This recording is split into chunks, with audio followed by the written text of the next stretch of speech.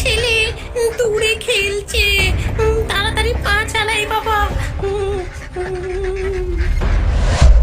এই দেখ, একটা ঘোমটা দেওয়া বউ বড় একটা থলি করে মনে হয় হাঁসদের ধরে নিয়ে যাচ্ছে। চল চল, আমরা ভম্বলকে খবর দিই। বন্ধুরা এসে ভম্বলকে খবর দিল।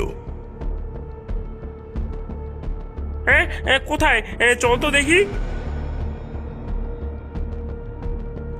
ভম্বল বন্ধুদের সাথে এসে দেখলো একটা ঘোমটা মাথায় দেওয়া বউ যাচ্ছে পিঠে একটি থলি নিয়ে, যার ভেতর থেকে হাঁসের ডাক শোনা যাচ্ছে। আর বউটা ঘোমটা তুলে এদিক ওদিক তাকাচ্ছে যে কেউ তাকে দেখছে কিনা। ভম্বল একবার দেখেই ওকে চিনতে পারলো। সর্বনাশ! আরে ওটা একটা একনিরে ডাইনি, আমি চিনি ওকে। তোরা ওর সামনে যাস না কেউ, আমরা ওকে দূর থেকে লক্ষ্য রাখি। ডাইনি খানিক পথ হেঁটে থলিটা একটা গাছের তলায় রেখে জল খেতে নদীতে গেল। ভম্বল সেই ফাঁকে থলি থেকে হাঁসগুলোকে বের করে ফেললো। তারপর সব বন্ধুরা হাঁসগুলো নিয়ে থলিতে ইট পাথর ঢুকিয়ে পালিয়ে গেল। ডাইনি এবার ভালোভাবে মজা টের পাবে। হ্যাঁ, চল চল চল চল চল। ডাইনি জল খেয়ে এসে থলিটা পিঠে তুলে হাঁটতে লাগলো।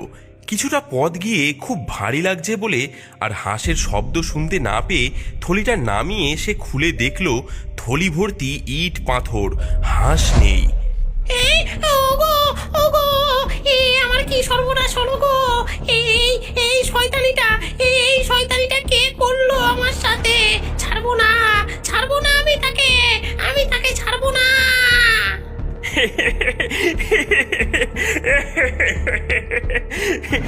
একনিরে ডাইনি কতদিন খাইনি, থাক তুই খালি পেটে, আমরা পড়লাম এখান থেকে কেটে।